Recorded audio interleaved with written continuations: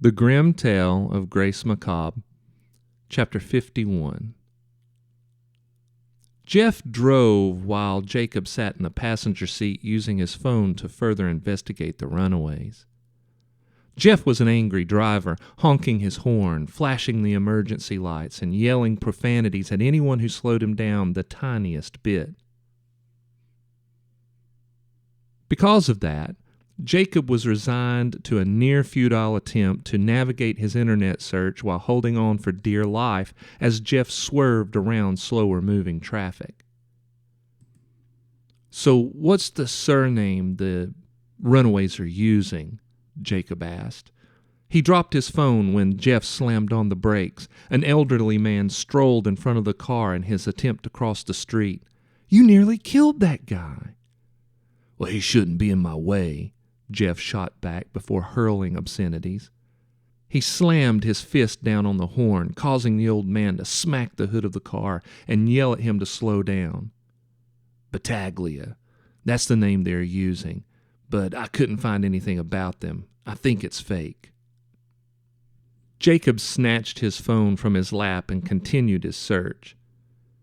He had the right-of-way, you know. It was a clearly marked crosswalk. Jeff rolled down his window, threatened to arrest the man for jaywalking, then stomped on the accelerator, throwing Jacob back in his seat. "Bad place for a crosswalk, if you ask me." "A crosswalk that connects a park with a school," Jacob said, causing Jeff to give him a look that suggested he should not try to launch a career as a comedian. "How dare they put one there?" Jacob was unable to find anything concerning the Runaways associated with the Battaglia name. He was, however, able to pull up information on the Pit. "You know, you have that whole Clint Eastwood as Dirty Harry routine down pat. Do you think those movies are police training films? You know they aren't, right?"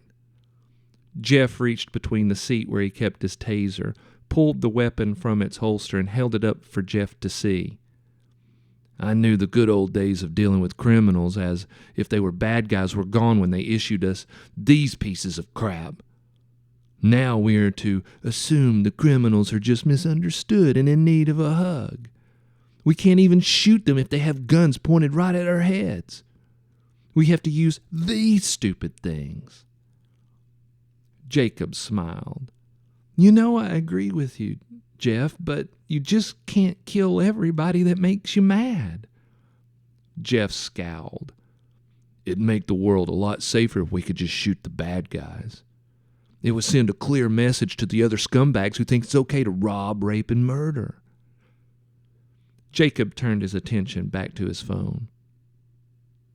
"Okay, there isn't a lot here about the club. I've found the liquor license, the business license, and all the other relevant permits. Everything looks good. It's a legitimate business that is run under an LLC called Enlightened Entertainment." "Yeah," Jeff snarled. "A bunch of kids getting drunk, high, and into all kinds of illicit behavior is enlightened and entertaining." "Can you tell who owns the LLC?"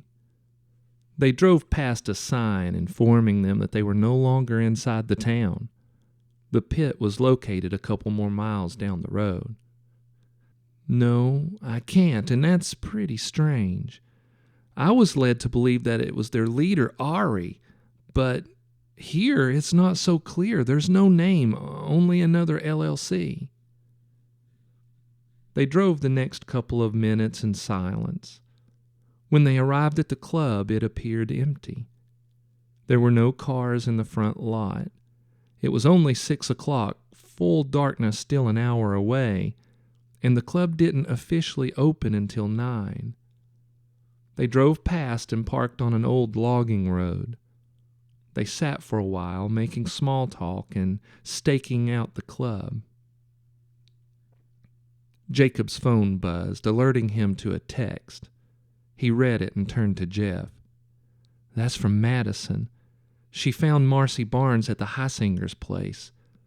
Marcy confessed to writing those final entries in Justin's journal, so that means Grace is innocent. Good, Jeff said. Let me guess. Marcy had a psycho crush on Justin and was just jealous because he talked about Grace a lot. And when he killed himself, she snuck into his room and wrote all that crap in the journal to make Grace suffer. Jacob nodded. That's pretty much what Madison says in the text. Not the sanest scenario. Jeff shrugged. Marcy was one of those crazy, clingy psycho girls. She was acting more on emotion than logic. Speaking of psycho girls, what do you think about Madison? Jacob shot his partner a questioning look. You think Detective Madison is a psycho girl? Jeff shook his head. I don't know. I mean, what do we really know about her? She transferred a couple of months ago from Los Angeles and keeps to herself. I did some checking, and she was apparently a badass out there. She has a lot of arrests and saved a few lives in the process. So I find it odd that she would transfer to this tiny little town. Maybe she needed a change of pace, Jacob said, dismissing Jeff's comment. Jeff glanced at his watch. It was 6:45. Maybe. He started the car and drove across the road and into the club's parking lot. He shut off the engine. But I feel there's something more to Detective Madison. Jacob's phone rang. It's the district attorney, he said. He did not answer the call. Jeff's phone rang. Now he's calling me. Jeff also did not answer. So why didn't you take his call? Jacob asked. Jeff opened his door and got out of the car. Well, my guess is for the same reason you didn't take it. If we let him tell us that Marcy framed Grace, our investigation would be over. And I don't really want it to be over. I think these runaway kids are scumbags and up to something. Jacob was in complete agreement.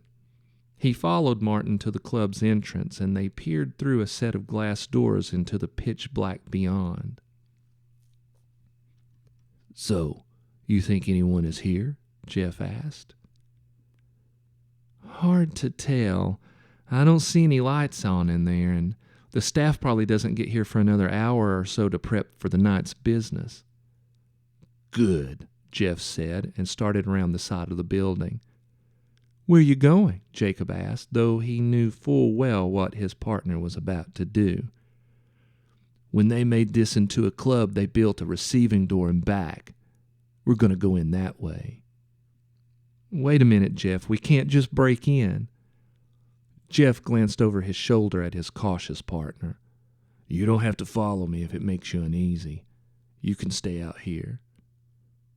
Jacob shook his head. Jeff had excellent instincts. He would not break the rules unless he felt there was imminent threat to an innocent person. In fact, only one time in 5 years as partners had he stepped outside the lines. That incident ended in the rescue of 2 women who had been abducted by a twisted man dressed as Santa Claus. It had also ended with Jacob receiving 2 9mm rounds to his chest. Though he was not a religious man, Jacob said a silent prayer as he followed his partner around the back of the building. As he turned the corner, the 2 ragged scars just below his right shoulder twitched and seemed to burn with the memory of being touched by the hand of death.